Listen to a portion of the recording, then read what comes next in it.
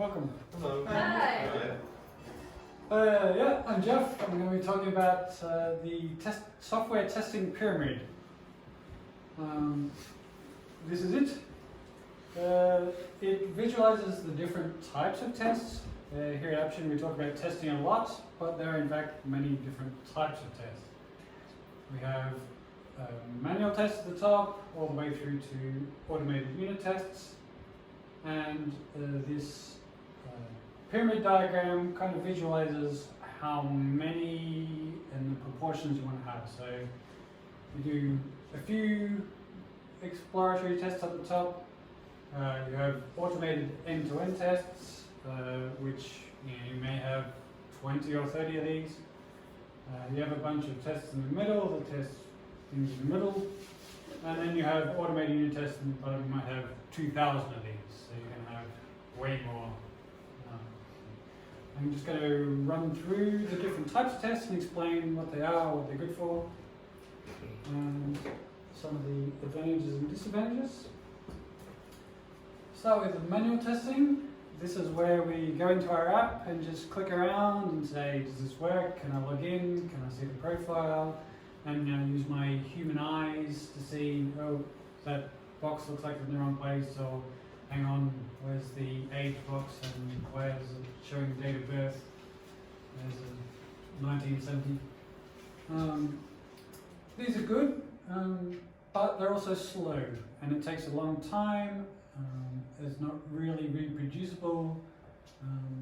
Back in the olden days when we used to do testing this way, my first job was testing for an insurance company, and we had a big binder full of all the tests we needed to do, and so we'd open up the first one, the login, go to page B5, type in these numbers, make sure you get a number at the end, write that in this box, done. And so you would want to kill yourself by about 10:30 in the morning, but eventually got through them, and then the programmers got the results of their test back the next week, and then they could say, okay, let's fix a bug, and so they did that, and then back into the start of the process again.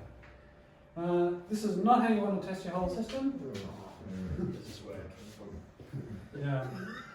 This is why you want automated end-to-end tests. This is taking the monkeys out of the process and replacing them with computers that can do the same thing, and they can do it faster and more repeatable. You do lose the human eye factor. If the program says it isn't specifically looking at the date of birth field, it won't notice that it's missing. So that's why manual testing can be an advantage. So I have our end-to-end testing.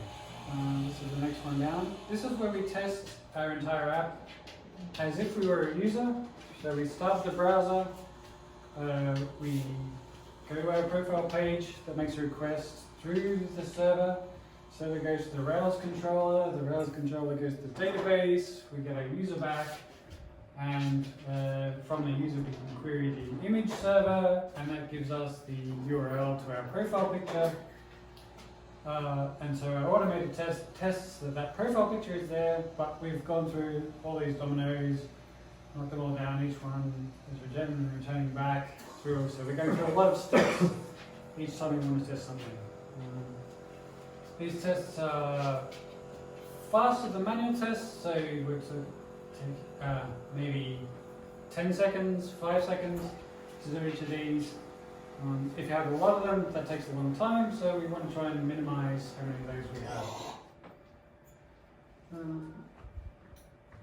We can minimize it by only testing a few things. So we test the main user facing aspect. So we'll have a story.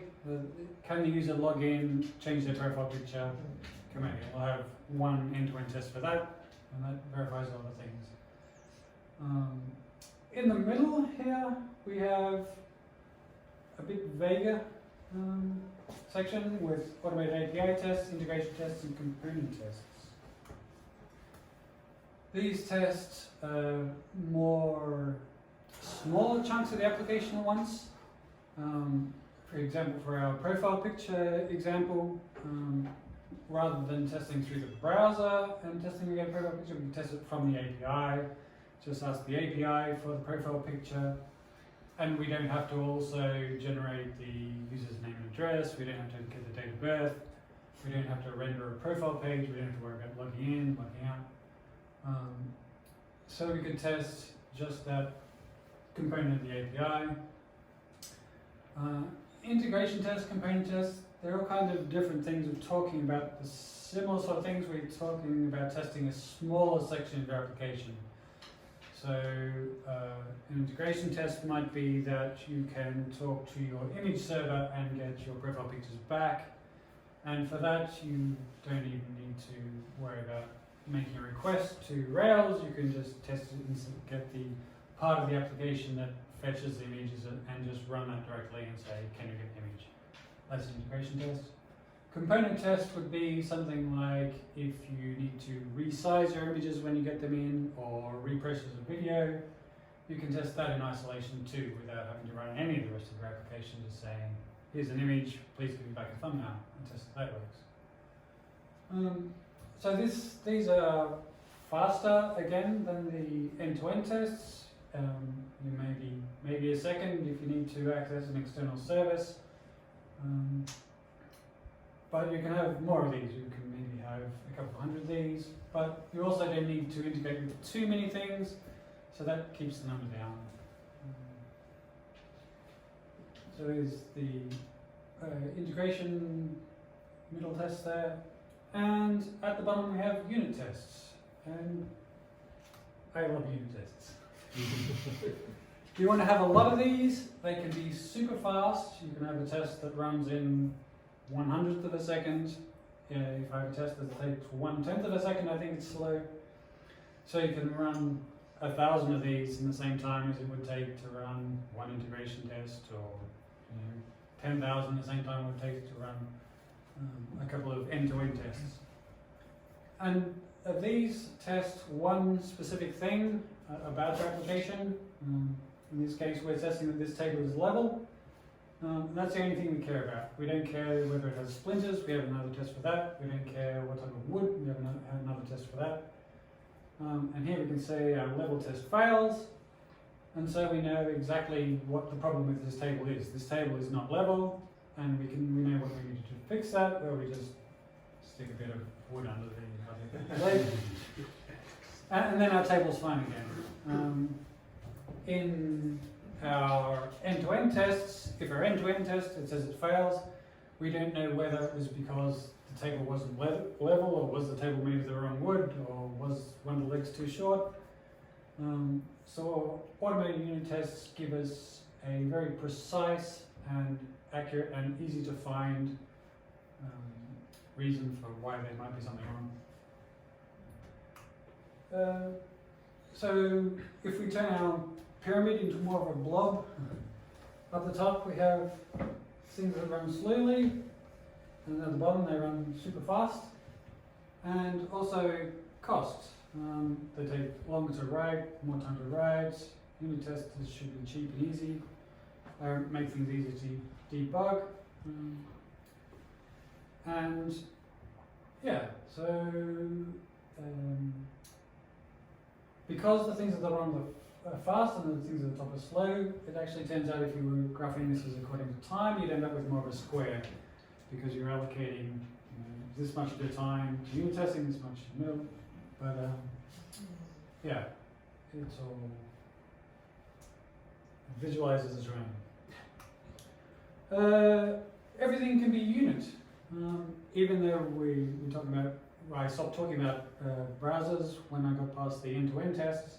You can do unit tests for your browser and your middle layers as well. So if I want to test that a profile picture renders in the browser, I can do that without having to query the whole app and go to the database and come back. I can just set up a test framework that gives the browser an image and says render this, and we can assert the same things in a much faster way. And this way we can build our entire app out of these small, fully tested things and build them on each other, and we know that each functionality each level of functionality works because it's building on a functionality below that we know works, and we can assume that it works the whole way through.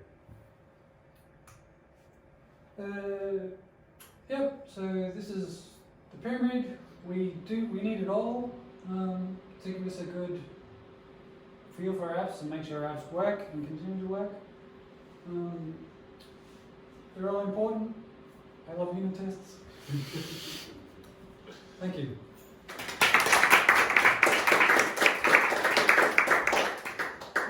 Question? Yeah. Why is it that you so love fast running tests? Fast running tests are great because you get the feedback quickly.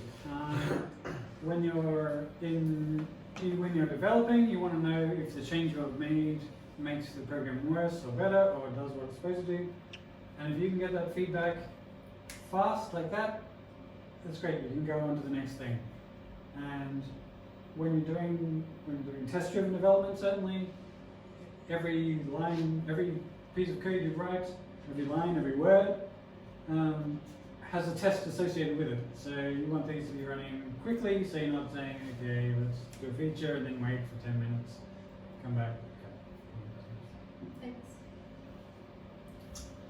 We talked about the pyramid where we have lots of unit tests in the bottom, less integration tests, and then more automated tests in the top. Will the shape of the pyramid change if we are working with untested legacy code that you inherit? Yep.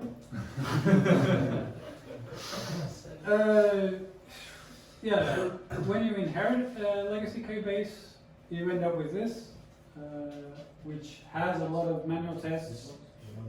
You write UI tests because you can't get your hands on the underlying things you need. But hopefully, as you work on the project more, and if you have control over different things, you can write abstractions around it, and you transition this over time to this. Very well prepared. Cool. One question.